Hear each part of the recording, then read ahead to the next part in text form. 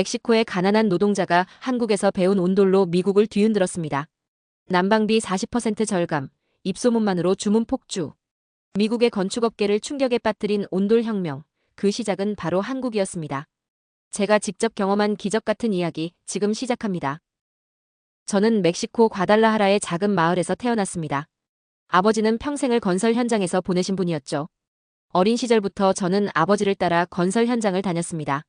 시멘트 바닥에 쓰러진 못을 줍고 벽돌을 나르며 하루하루를 보냈습니다. 건설 현장의 흙먼지 속에서도 아버지의 손끝에서 피어나는 기술은 마법 같았습니다. 무너진 벽은 아버지의 손길 아래에 다시 일어섰고 갈라진 바닥은 매끈하게 되살아났죠. 아버지는 늘 말씀하셨습니다. 기술은 내 손에 있는 것이 아니라 내 머릿속에 있는 거란다. 하지만 우리 가족의 삶은 늘 빠듯했습니다. 어머니는 이웃집 빨래를 해주며 생활비를 보태셨고 저는 학교가 끝나면 곧장 현장으로 달려갔습니다. 그렇게 자란 제가 20살이 되던 해 미국행을 결심했습니다. 텔레비전에서 본 미국의 화려한 도시들, 끝없이 뻗은 고속도로, 그리고 무엇보다 기회의 땅이라는 희망이 저를 이끌었습니다. 국경을 넘는 일은 쉽지 않았습니다. 사막의 뜨거운 모래를 밟으며 때로는 국경 순찰대를 피해 숨어 다녔죠. 마침내 로스앤젤레스에 도착했을 때 저는 제 인생이 바뀔 거라 믿었습니다. 처음엔 모든 게 꿈만 같았어요. 건설 현장에서 일당을 받으며 시작한 미국 생활, 아버지께 배운 기술 덕분에 곧 인정을 받았죠. 하루 일당은 멕시코에서 받던 일주일 월급보다 많았습니다. 밤에는 영어 학원을 다니며 열심히 공부했고 주말이면 다른 멕시코 친구들과 모여 서로의 꿈을 이야기했습니다.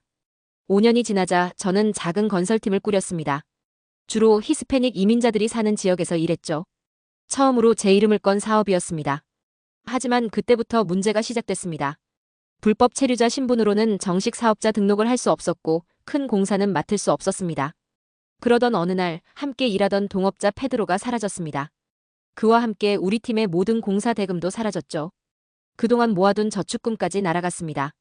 경찰에 신고할 수도 없었습니다. 불법 체류자인 제가 할 수 있는 일은 아무것도 없었습니다. 절망 속에서 술을 마시던 어느 날 한국인 단골 손님이었던 김민수 씨를 만났습니다. 김민수 씨는 제 이야기를 듣더니 한국에서 일할 기회를 제안했습니다. 한국의 건설 기술은 세계 최고 수준이에요. 게다가 지금 외국인 기술자를 찾고 있답니다. 처음엔 믿기지 않았습니다. 아시아는 지도에서만 본 아주 먼 나라였으니까요. 하지만 더 이상 잃을 것도 없었어요. 김민수 씨의 도움으로 비자를 신청했고 2017년 겨울 저는 인천행 비행기에 올랐습니다. 창밖으로 보이는 태평양은 마치 제 인생처럼 끝없이 넓어 보였습니다. 인천공항에 내린 순간부터 모든 것이 낯설었습니다.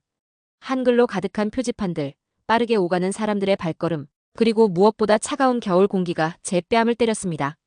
김민수 씨의 소개로 서울 강남의 대형 아파트 건설 현장에서 일하게 됐습니다. 첫날부터 놀라움의 연속이었죠. 현장에서 일하는 모든 작업자가 안전모와 안전화를 착용했고 작업 지시는 무전기로 이루어졌습니다. 미국에서는 상상도 못할 일이었습니다. 로페즈 씨, 이쪽으로 와보세요. 현장 반장님의 목소리에 고개를 돌렸습니다. 반장님은 박성민이라고 했죠. 바닥 공사가 한창인 곳으로 저를 데려갔습니다. 작업자들이 바닥에 검은 파이프를 격자 모양으로 설치하고 있었습니다. 이게 뭐죠? 제가 묻자 박성민 반장님이 웃으며 대답했습니다. 이게 한국의 온돌이야. 바닥 난방 시스템이지. 처음 들어보는 말이었습니다. 바닥에서 난방을 한다고요? 미국에서는 천장이나 벽면에 설치하는 에어컨과 히터가 전부였습니다. 이 파이프로 따뜻한 물을 순환시켜서 바닥을 데우는 거야. 한국 사람들은 수천 년 동안 이런 방식으로 집을 따뜻하게 해왔지. 박성민 반장님의 설명을 들으며 저는 깊은 감명을 받았습니다. 그날 이후로 저는 온돌 공사팀의 작업을 유심히 지켜보기 시작했습니다. 점심시간에도 쉬는 시간에도 온돌 작업이 이루어지는 곳으로 발걸음이 향했죠. 파이프를 깔고 그 위에 보온재를 덮고 시멘트를 바르는 과정이 마치 예술 작품을 만드는 것처럼 보였습니다. 특히 최정호 기술자님의 작업은 압권이었습니다. 30년 경력의 베테랑이라는 최정호 기술자님은 마치 무용수처럼 우아한 동작으로 파이프를 설치했습니다. 각도를 잡고 이음새를 연결하고 마감을 하는 모든 과정이 완벽했죠. 어느 날 용기를 내어 최정호 기술자님께 다가갔습니다. 기술자님, 혹시 온돌 시공에 대해 배울 수 있을까요? 최정호 기술자님은 잠시 저를 바라보더니 빙그레 웃었습니다. 자네가 그 멕시코에서 온 친구구먼. 매일 우리 작업을 지켜보더라고. 그래, 열정이 있어 보이는군. 그렇게 저의 온돌 수업이 시작됐습니다. 매일 아침 일찍 현장에 나와 최정호 기술자님의 작업을 도왔죠. 처음에는 단순히 도구를 건네주는 일부터 시작했습니다. 하지만 최정호 기술자님은 친절하게 모든 과정을 설명해 주셨습니다. 온돌은 단순한 난방 시스템이 아니야. 이건 과학이지. 물의 순환, 열의 전도, 그리고 구조물의 안정성까지 모든 것을 고려해야 해. 최정호 기술자님의 말씀 한마디 한마디가 가슴에 새겨졌습니다. 언어의 장벽도 있었지만 손짓과 발짓, 그리고 도면을 통해 소통했습니다.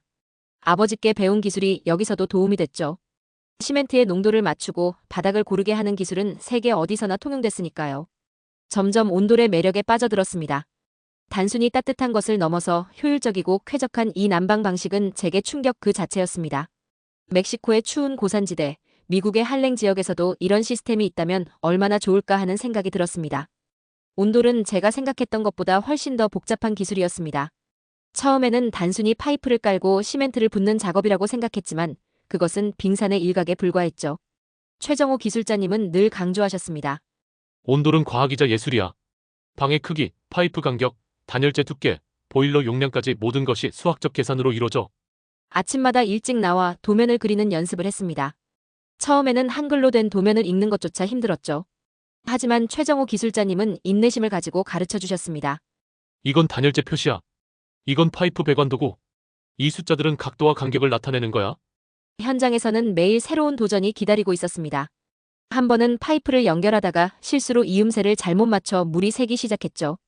식은땀이 흘렀지만 최정호 기술자님은 오히려 이것을 교훈으로 삼으라고 하셨습니다. 실수는 누구나 해. 중요한 건 그걸 통해 배우는 거야. 어느 날 아침 최정호 기술자님이 저를 불렀습니다. 마르코, 내가 온돌을 배우고 싶다면 진짜로 깊이 들어와 봐라. 이제 내가 직접 설계하고 시공해 볼 차례야. 그날부터 저는 본격적으로 온돌 시공의 세계에 뛰어들었습니다. 퇴근 후에는 한국어 공부도 시작했습니다. 기술 용어들을 제대로 알아야 했으니까요. 주말에는 최정호 기술자님이 추천해주신 온돌 관련 책들을 읽었습니다. 첫 독립 프로젝트는 작은 원룸이었습니다. 방 하나짜리였지만 제게는 인생의 전환점과도 같았죠. 도면 작성부터 자재 계산, 시공까지 모든 것을 제가 책임져야 했습니다. 밤잠을 설쳐가며 계획을 세웠고 수십 번 도면을 그리고 또 그렸습니다. 공사 당일 떨리는 마음으로 첫 삽을 떴습니다. 단열재를 깔고 파이프를 배치하고 몰타를 부어가는 과정에서 최정호 기술자님의 가르침이 하나둘씩 떠올랐습니다. 바닥의 높낮이가 수평을 이루고 있는지 계속 확인해야 해. 파이프 간격이 일정해야 열이 고르게 전달돼. 마침내 공사가 끝났을 때 최정호 기술자님이 검사를 하러 오셨습니다. 꼼꼼히 살펴보시더니 고개를 끄덕이셨죠. 잘했어. 이제 내가 진정한 온돌 기술자로 첫 발을 내디딘 거야. 그 후로 더 많은 프로젝트를 맡게 됐습니다. 원룸에서 시작해 빌라, 아파트까지 규모가 점점 커졌죠. 각각의 프로젝트마다 새로운 도전이 있었고 그때마다 한 단계씩 성장했습니다. 현장에서도 변화가 생겼습니다. 처음에는 외국인 기술자라고 수군거리던 동료들이 이제는 제 의견을 묻기 시작했죠. 마르코 씨, 이 구조물은 어떻게 처리하는 게 좋을까요? 이 자재 배치는 어떻게 생각하세요? 최정호 기술자님은 늘 말씀하셨습니다. 온돌은 한국의 자부심이야. 수천 년 동안 이어져 온 우리의 지혜지. 내가 이걸 배워가는 걸 보니 기쁘구나. 그 말씀을 들을 때마다 가슴이 뭉클했습니다. 이제 저는 단순한 기술자가 아닌 온돌 전문가로 인정받기 시작했습니다. 그것은 단순히 기술을 익힌 것 이상의 의미가 있었습니다. 한국의 전통 기술을 배우고 그것을 이해하고 실천하는 과정에서 저는 새로운 정체성을 찾아가고 있었습니다. 공사 현장 앞 작은 카페에서 처음 문현주를 만났습니다. 점심시간마다 들르던 그곳에서 현주는 늘 밝은 미소로 저를 맞아주었죠. 어느 날 제가 주문을 영어로 하자 그녀도 영어로 대답했습니다. 미국에서 4년간 유학했어요. 샌프란시스코에서요. 현주의 말에 저는 반가움을 감출 수 없었습니다. 그날 이후로 저희는 자주 이야기를 나누게 됐습니다. 현주는 제 서투른 한국어를 교정해 주었고 저는 그녀에게 멕시코 이야기를 들려주었죠. 온돌 기술을 배우고 있다고요? 대단하네요. 외국인이 우리나라 전통 기술을 배우다니. 현주의 눈빛에는 늘 호기심이 가득했습니다. 그녀와 함께 있으면 이방인이라는 느낌도 사라졌죠. 하지만 행복은 오래가지 않았습니다. 어느 날 최정호 기술자님의 조카인 최진철이 현장을 찾아왔습니다. 그는 지역에서 꽤 큰 온돌 시공 회사를 운영하고 있었죠. 삼촌, 이 외국인을 너무 믿으시는 거 아닙니까? 최진철의 목소리에는 날이 서 있었습니다. 기술이 밖으로 새나가면 어떡하려고 그러세요? 나중에 알게 된 사실이지만 최진철은 오랫동안 현주를 짝사랑해왔다고 합니다. 제가 현주와 가까워지는 것을 못마땅해 했던 거죠. 그럼에도 최정호 기술자님은 저를 믿어주셨습니다. 마르코는 이미 우리 식구나 다름없어. 그리고 기술은 나누면 나눌수록 발전하는 거야. 기술자님의 도움으로 저는 드디어 독립할 기회를 얻었습니다. 작은 온돌 시공팀을 꾸려 일을 시작하게 된 거죠. 현주도 기뻐하며 응원해 주었습니다. 당신이라면 잘할 수 있을 거예요. 하지만 최진철의 방해가 시작됐습니다. 처음에는 자재 공급업체들이 저희와 거래를 끊었습니다. 그 다음은 계약이 일방적으로 파기되기 시작했죠. 마르코가 기술을 훔쳐 해외로 빼돌리려 한다더라.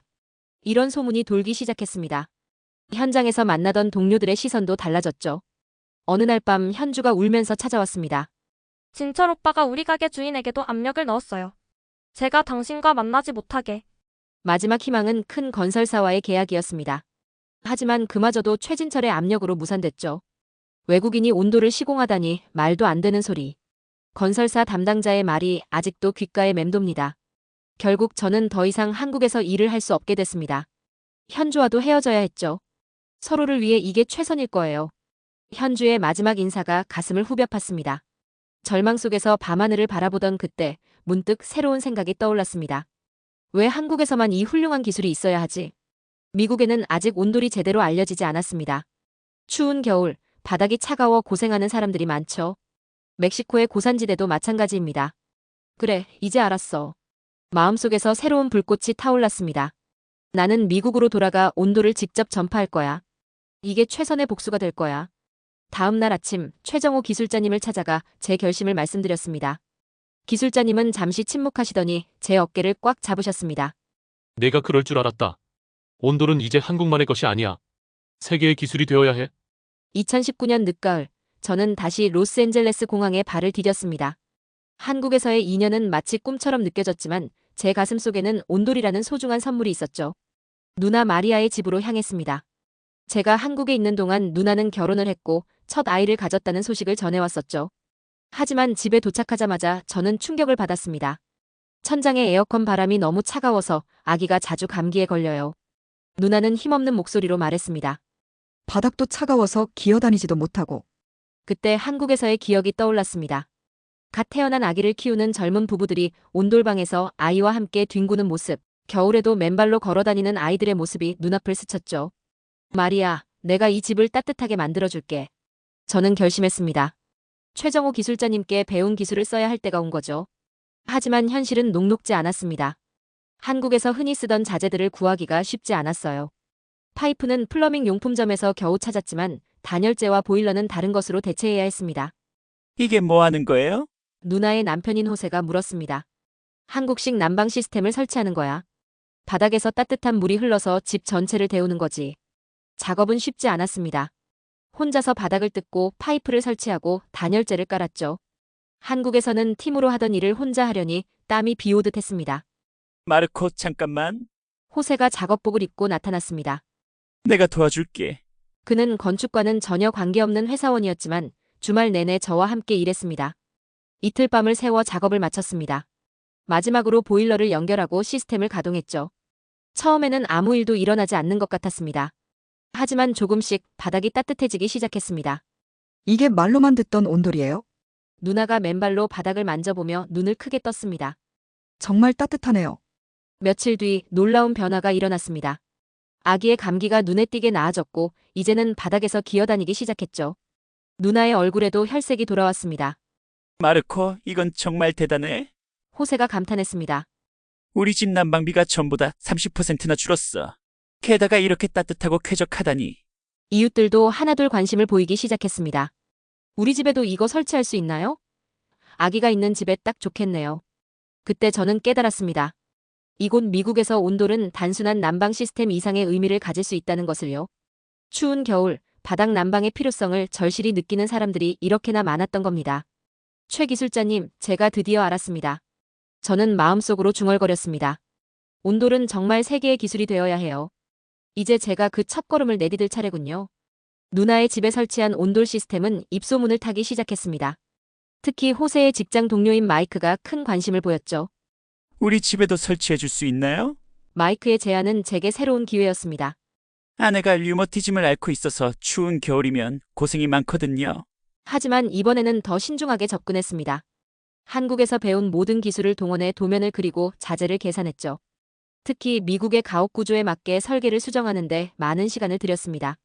바닥을 전부 뜯어야 하나요? 마이크가 걱정스럽게 물었습니다. 걱정 마세요. 한국에서 배운 최신 공법을 사용하면 바닥을 최소한으로만 손댈 수 있습니다. 공사는 예상보다 순조롭게 진행됐습니다. 호세가 또다시 도와주겠다고 나섰고 이번에는 누나도 간식을 들고 찾아와 응원해줬죠. 3일 만에 모든 공사를 마쳤습니다. 이게 정말 우리 집 맞나요? 마이크의 아내가 감격스러워했습니다. 마치 따뜻한 봄날 햇살을 받고 있는 것 같아요. 마이크 부부는 온돌의 열렬한 팬이 됐습니다. 특히 난방비가 기존보다 40%가량 절약되자 더욱 만족해했죠. 아내의 관절 통증도 눈에 띄게 줄었다고 합니다. 그들은 자신들의 경험을 SNS에 올리기 시작했습니다. 친환경적이고 효율적인 한국의 난방 시스템, 온돌을 소개합니다. 게시물은 순식간에 퍼져나갔고 문의 전화가 쏟아지기 시작했죠. 다음 주에 설치 가능한가요? 우리 아파트에도 설치할 수 있나요? 하루에도 수십 통의 문의가 들어왔습니다. 저는 드디어 제 사업을 시작할 수 있다고 생각했죠. 그러나 곧 문제가 발생했습니다. 어느 날 아침 건축감독관이 찾아온 겁니다. 무허가 시공으로 신고가 들어왔습니다. 이게 무슨 시스템인지 설명해 보세요. 저는 온돌의 원리와 장점을 열심히 설명했지만 그들의 표정은 차가웠습니다. 미국이 건축법과 난방 규정이 없는 시스템입니다. 즉시 시공을 중단하고 벌금을 납부하세요. 벌금은 제게 큰 타격이었습니다. 하지만 더 큰 문제는 이미 설치를 약속한 고객들에게 어떻게 설명해야 할지였죠. 그때 마이크가 구원의 손길을 내밀었습니다. 내 친구가 건축협회에서 일하고 있어요. 한번 만나보는 게 어떨까요? 다음 주 저는 로스앤젤레스 건축협회의 토머스 앤더슨을 만났습니다. 흥미로운 시스템이군요. 특히 에너지 효율성 측면에서 매우 인상적입니다. 토머스의 제안은 명확했습니다. 이것을 친환경 바닥 난방 시스템으로 재정의해 보는 건 어떨까요? 현재 미국에서도 친환경 건축에 대한 관심이 높아지고 있거든요. 그의 말은 새로운 희망을 주었습니다. 저는 즉시 한국의 최정호 기술자님께 연락드렸죠. 기술자님, 미국 건축법에 맞는 온돌 시스템을 개발하고 싶습니다. 도움을 주실 수 있을까요? 최정호 기술자님은 흔쾌히 답해 주셨습니다. 그래, 바로 그거야. 온돌은 진화해야 해. 미국 실정에 맞게 발전시키는 게 좋은 방향이야. 저는 밤낮으로 미국 건축법을 공부하기 시작했습니다. 친환경 건축 인증 제도도 연구했죠. 온돌의 본질은 지키면서도 미국의 기준에 맞는 새로운 시스템을 만들어내야 했습니다. 이제 시작이야. 저는 다짐했습니다. 온돌은 반드시 미국에서도 인정받을 거야. 그것도 아주 합법적으로. 6개월간의 연구 개발은 쉽지 않았습니다. 낮에는 생계를 위해 일하고 밤에는 도면을 그리고 설계를 수정했죠. 최정호 기술자님과는 매주 화상통화로 기술적인 조언을 구했습니다. 드디어 우리만의 새로운 온돌 시스템이 완성됐습니다. 한국의 전통 온돌 원리는 그대로 가져가되 미국 건축법의 모든 기준을 충족시켰죠. 특히 에너지 효율성 측면에서 높은 점수를 받았습니다. 축하합니다, 마르코. 건축협회의 토머스가 인증서를 건네며 말했습니다. 이제 당신의 온돌 시스템은 완벽히 합법적입니다. 저는 즉시 온돌 하우스라는 회사를 설립했습니다. 로고는 한국의 전통 문양을 현대적으로 재해석해 디자인했죠. 처음에는 작은 사무실에서 호세와 둘이서 시작했습니다. 첫 프로젝트는 노인복지주택이었습니다. 노인들을 위한 시설이다 보니 온돌의 장점을 최대한 살릴 수 있었죠. 어르신들의 관절 건강에 특히 좋습니다. 제가 설명하자 시설 관계자들의 눈이 반짝였습니다. 설치가 완료되고 일주일 후 놀라운 소식이 들려왔습니다. 거주자들의 만족도가 너무 높아요. 다른 노인복지주택에서도 문의가 오고 있답니다.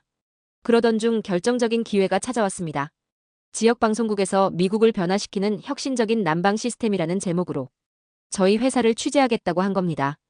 온돌은 단순한 난방 시스템이 아닙니다. 방송에서 저는 힘주어 말했습니다. 이것은 수천 년간 이어져 온 한국의 지혜이자 현대기술로 재탄생한 친환경 솔루션입니다. 방송은 엄청난 반향을 일으켰습니다. 특히 아기가 있는 젊은 부부들의 관심이 뜨거웠죠. 우리 아이가 바닥에서 기어다닐 수 있게 해주고 싶어요. 천장에 차가운 바람이 너무 걱정됐는데 이제 해결책을 찾았네요. 주문이 밀려들기 시작했습니다. 호세는 이제 영업팀장이 됐고 저는 기술자들을 고용해 교육했습니다.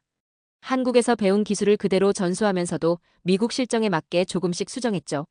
뉴욕의 유명 건축가 마이클 브라운이 찾아온 건 그 즈음이었습니다. 이건 정말 혁명적입니다. 미국 주택의 새로운 표준이 될 수 있어요. 시카고의 건축 설계사무소에서도 연락이 왔습니다.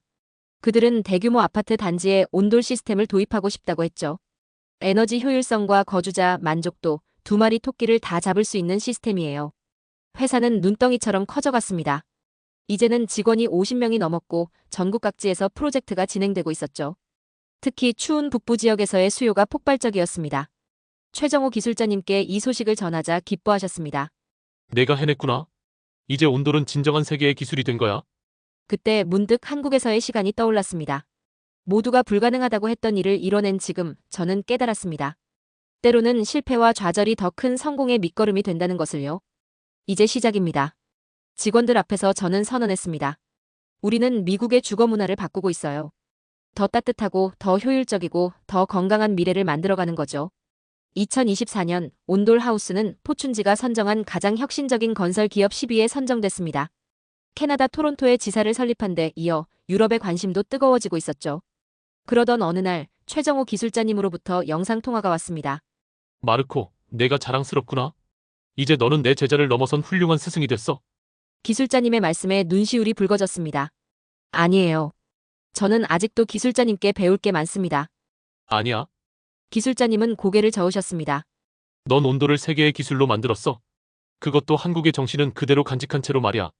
통화를 마치고 사무실에서 나오는데 뜻밖의 손님이 기다리고 있었습니다. 최진철이었습니다. 한국에서 저를 괴롭혔던 바로 그 사람이죠. 마르코, 내가 들렸어. 최진철의 목소리는 떨렸습니다. 내가 온도를 세계에 알리는 걸 보면서 많이 부끄러웠어. 다시 함께하고 싶어. 순간 지난날의 쓰라린 기억이 떠올랐습니다. 하지만 이제는 달랐죠. 저는 더 이상 그때의 상처에 묶여있지 않았으니까요. 함께해요. 제가 먼저 손을 내밀었습니다. 우리가 힘을 합치면 온도를 더 발전시킬 수 있을 거예요. 최진철의 눈에서 눈물이 흘렀습니다. 그는 한국의 최신 온돌 기술을 가져왔고 우리는 이를 바탕으로 새로운 시스템을 개발하기 시작했습니다. 이제 우리의 목표는 달라졌습니다. 단순히 난방 시스템을 파는 것이 아니라 온돌이 가진 문화적 가치를 전파하는 것이었죠. 바닥에 앉아 이야기를 나누고 함께 식사하고 아이들이 바닥에서 뒹구는 문화. 최진철이 말했습니다. 이런 게 진정한 온돌 문화 아닐까요? 우리는 쇼룸에 한국식 온돌방을 만들었습니다. 방문객들은 그곳에서 직접 온돌을 체험하고 한국의 주거 문화를 경험할 수 있었죠. 이건 마치 따뜻한 포옹 같아요. 한 고객이 말했습니다. 우리 가족의 삶이 바뀔 것 같아요. 어느 날 저녁 사무실 창밖을 바라보며 지난 날을 돌아봤습니다. 멕시코의 가난한 소년이 미국으로, 다시 한국으로, 그리고 다시 미국으로 온 긴 여정이 주마등처럼 스쳐 지나갔죠. 내가 온돌을 배운 게 아니라 온돌이 내 인생을 바꿔놓았다. 저는 문득 깨달았습니다. 그래요. 온돌은 제게 단순한 기술이 아니었습니다. 그것은 인내와 끈기를, 실패를 딛고 일어서는 용기를, 그리고 용서와 화해의 미덕을 가르쳐준 스승이었습니다. 이제 우리 회사의 슬로건은 이렇습니다. 우리는 단순히 집을 데우는 것이 아닙니다. 우리는 마음을 데웁니다. 매일 아침 저는 감사한 마음으로 일을 시작합니다. 한국에서 받은 따뜻함을 이제는 제가 세상에 나눠주고 있으니까요. 그리고 이것이야말로 진정한 성공의 의미가 아닐까요? 지금까지 사연 어떠셨나요? 우리 한국 반만년 역사의 기본 생활 습관조차 전 세계인의 생활로 이어지고 있습니다. K문화가 도대체 어디까지 도달하게 될까요? 이러한 한국 문화의 우수성은 단순한 유행이 아닌 오랜 역사와 전통에 기반한 문화적 저력과 혁신을 통해 이루어진 결과라고 할 수 있습니다. 앞으로도 한국 문화는 세계인들에게 새로운 영감과 가치를 전달하며 그 영향력을 계속 확장해 나갈 것으로 기대됩니다. 감사합니다.